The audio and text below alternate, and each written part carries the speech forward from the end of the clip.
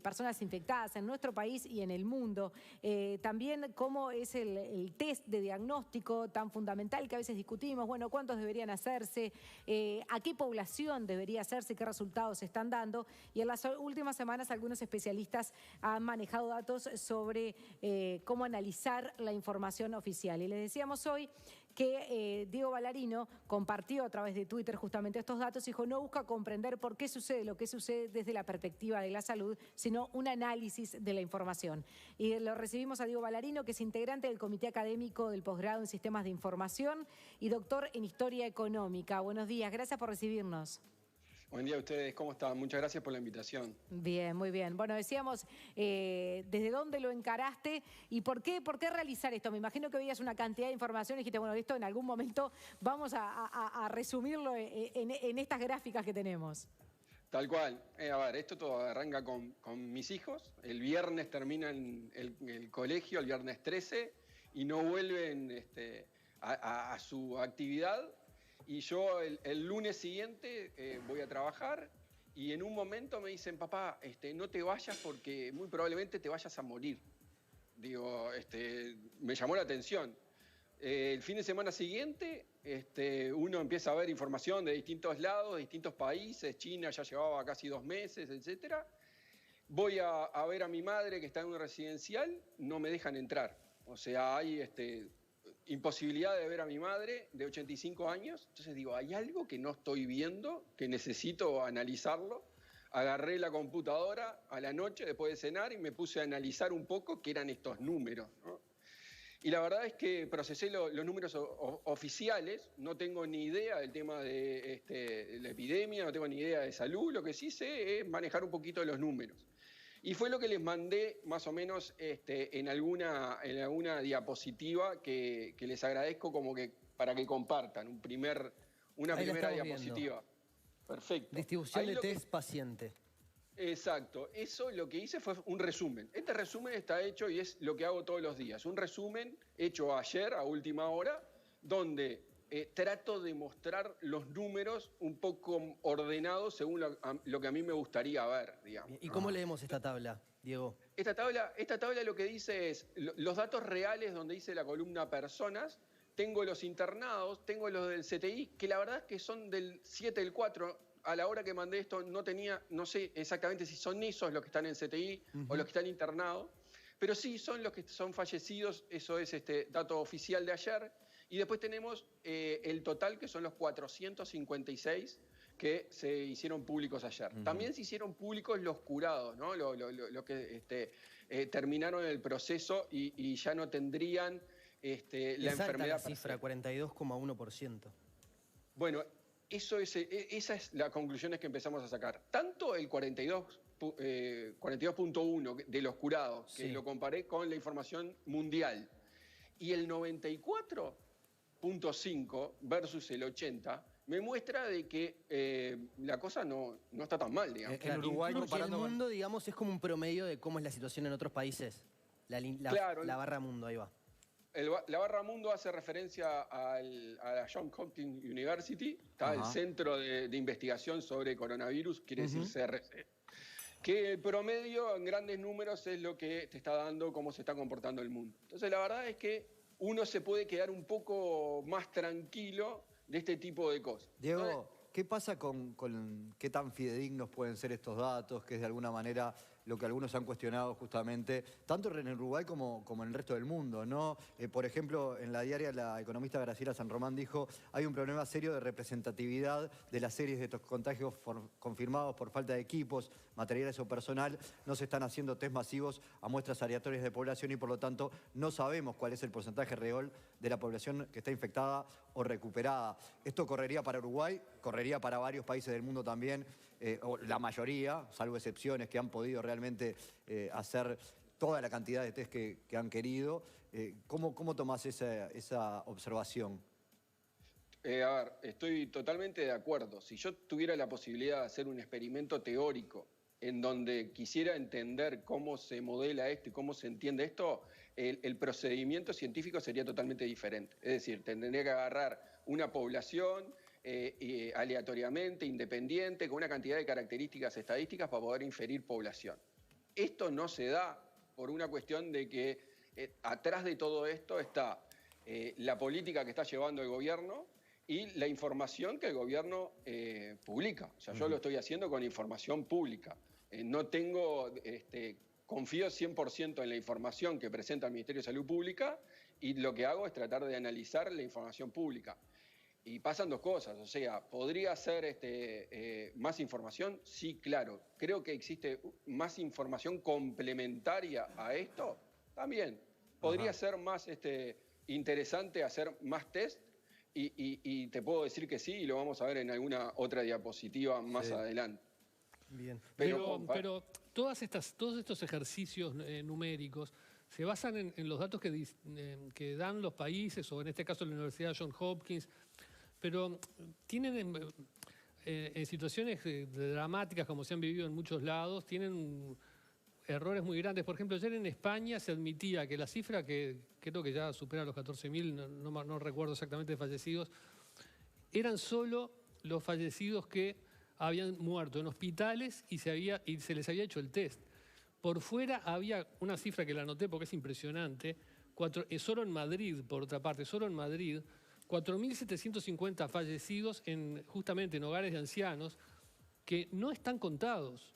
Y después hay una cantidad de fallecidos que no se sabe directamente en su casa. Gente que pidió asistencia al médico, nunca llegó, y ancianos que terminan falleciendo solos en su casa.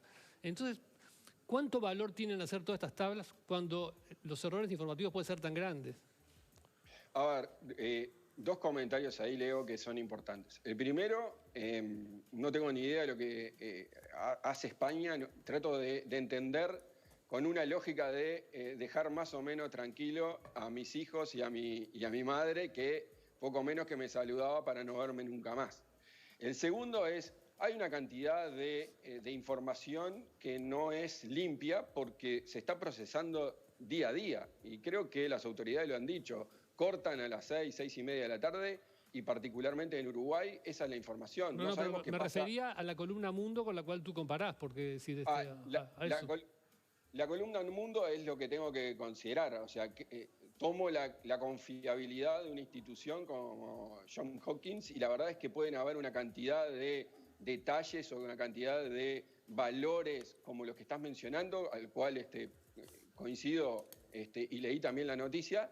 Y la verdad es que nos lo estamos perdiendo todos. Por eso es muy difícil comparar países y muy difícil tomar esto como una verdad absoluta. Esto no lo puedo tomar como el 94.5 de no internado. La verdad es que parece más alto que la población del mundo. Punto. Nada más. No puedo decir mucho más que eso. Claro. Diego, vamos a la siguiente gráfica, ¿te parece? A la siguiente, perfecto. En la siguiente lo que traté de mostrar es, de vuelta, con datos oficiales, es cómo ha sido el crecimiento de día a día. Porque se acuerdan que al comienzo nosotros esperábamos una pandemia totalmente exponencial con crecimientos enormes y que era lo que se había visto en distintos países. Y la verdad es que si uno toma los últimos 14 días, 2 semanas, un poco más, capaz que acá hay 16, ve que particularmente en la última semana la tasa de crecimiento es negativa.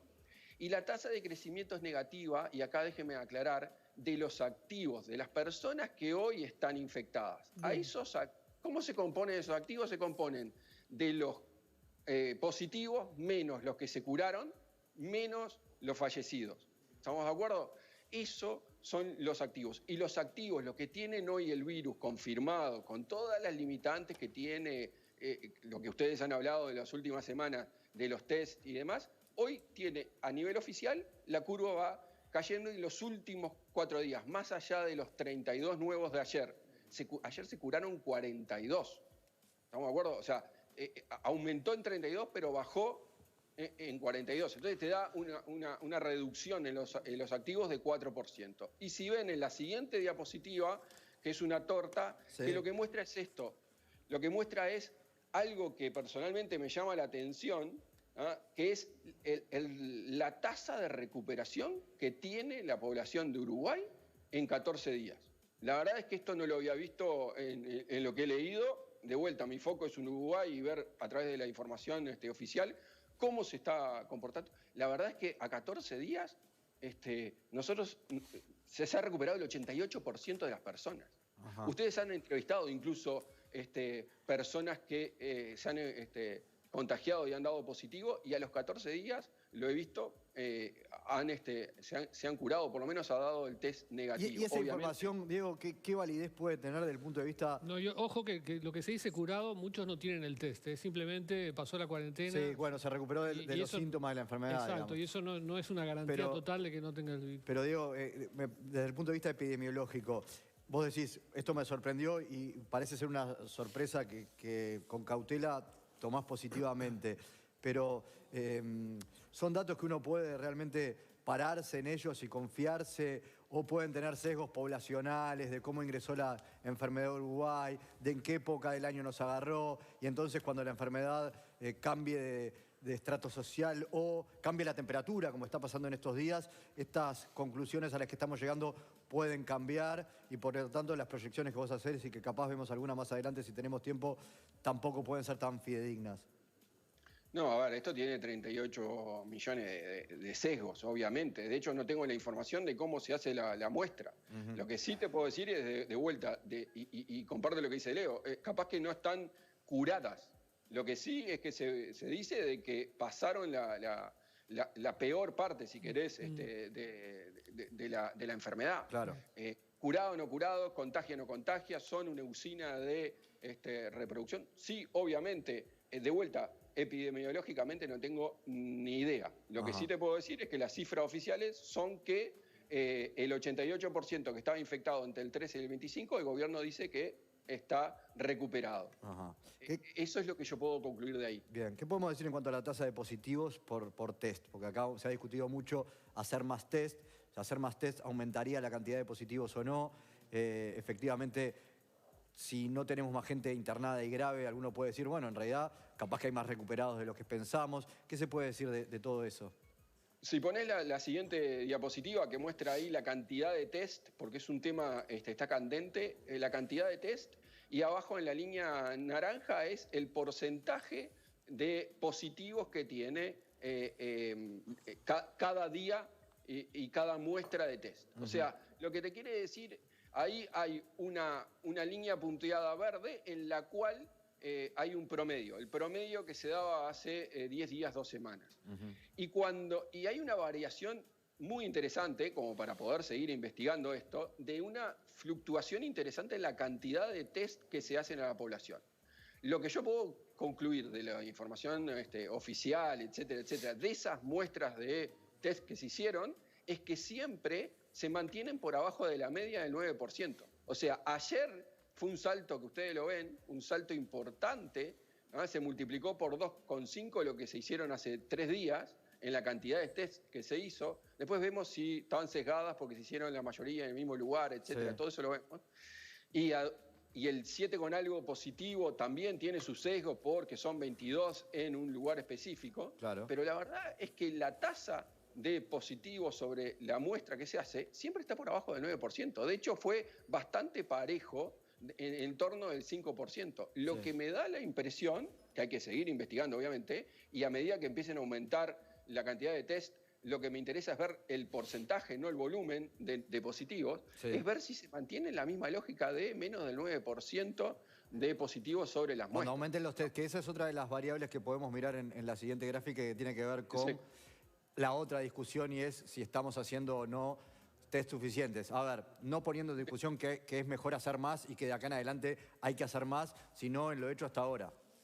Exacto. Yo lo que voy a mostrar en estas dos diapositivas, que te pido que la pases relativamente rápido, es la primera, ahí está la fuente, estos son la cantidad de test por millón de habitantes en un mes, del 18 de enero al 19 de febrero, y ustedes ven que la cantidad de test por millón en Corea, que es donde queremos más o menos compararnos, hacían 22 test por millón de habitantes. Y si le paso a la siguiente, rápido, lo que ustedes ven es la cantidad de test diarios, ¿estamos de acuerdo? Diarios por millón de habitantes. Corea hoy, lo tienen en la tablita esa a nivel del tercer punto, el violeta de tercer punto, hace 82,92 test diarios por millón de personas. Nosotros si tomamos en promedio 300 test por día, que es lo que hemos tenido en los 14 días para atrás, Sí. nos estaría dando a 3.2 millones de personas 94 test por día por millón de habitantes. Ajá. 94. O sea Ahora, que en esos promedios mundiales también la cantidad de test parece satisfactoria, por lo Pero menos. también hay que ver a quién se le hacen los test, Sí, ¿no? ¿A ahí también quién, el no? sesgo importa. Claro, porque dame un poquito, Leo, ahí y voy a ese punto. También eso del 82 en Corea, vean que arriba tienen un pico de 300, 350 Ajá, sí. por millón. Y de ahí, porque a mí me parecía, ¿por qué 1000? ¿Por qué no 1500? ¿Por qué 850? O sea, uno ve que hay una cierta lógica de seguir a Corea, que dentro de todo es un caso relativamente de éxito, Ajá. donde explica que 350 por 3 te da más o menos 1000 test. El 1000 era el día que Corea hizo más test. Exactamente. Bien. Exactamente. Entonces, Bien. llegar a 1000, como yo comparto que hay que hacer cuanto más test, mejor, ojalá pudiéramos hacerle test a todo el mundo, Sí. la verdad es que la lógica de por qué el 1000 está ahí. Y la última gráfica que tenemos, y que es también la que ha generado de repente más polémica en las redes por las proyecciones que has hecho vos en ese sentido, es justamente la de la curva de los contagios. Vamos a ver la gráfica y nos explicás un poco qué es lo que ves ahí y qué es lo que no querés decir también ahí para que no se malinterprete. Ok, acá lo que quiero decir es, básicamente al 13 de abril, mis hijos me decían, che, voy a volver al colegio el 13 de abril. Y le digo, mira, hace 10 días estaba hablando si nos moríamos todo, ahora quiero entender qué es lo que pasa el 13 de abril. Esta es la proyección al 13 de abril. Hacer una proyección más allá es muy riesgoso. Acá lo que dice es una línea azul, que es mi modelo de predicción teórico, con cierto tipo de variables, con cierto tipo de información, que es pública la información, y los puntitos verdes que ven ahí son las observaciones, son los días de personas activas que me dan día a día. 257 personas activas hoy en Uruguay, con todas las restricciones de muestra, de test, de etcétera, etcétera. Para adelante, lo que me da, ajustando un poco el modelo, es que muy probablemente estemos por abajo de los 300. Como ven, hay una tendencia mucho más a la baja en las observaciones reales que en mi modelo teórico. Yo estimo que cuando empiece a aumentar la cantidad de test, va a aumentar un poco más los activos. Por lo tanto, yo calculo que para fin de semana de turismo vamos a estar por abajo de los 300, más cerca a los 250 de personas activas, es decir, los positivos menos los recuperados, menos los fallecidos. No digo nada más que eso. Y ¿por qué corto el 13? Porque el 13, cuando se tomen medidas de gobierno diferente a lo que venimos haciendo, porque lo que estamos haciendo es algo artificial, es quedarnos todos en casa, o por lo menos la gran mayoría, esto es un Uruguay artificial. Cuando cambie esta lógica, cuando vuelva de a poco al trabajo, cuando se encuentre una nueva fuente, puede ser el Vilar de Bo, puede ser puede cambiar una cantidad de cosas. Entonces, hacer más allá me parece un poco irresponsable, pero con toda la información que tenemos hoy, proyectar 7, 8 días, me parece que es interesante para saber qué es lo que puede pasar de acá adelante. Perfecto. Diego Ballarino, muchísimas gracias. No, gracias a ustedes, es un gusto charlarlo. Hasta luego, igualmente. Bien, y tenemos ahora...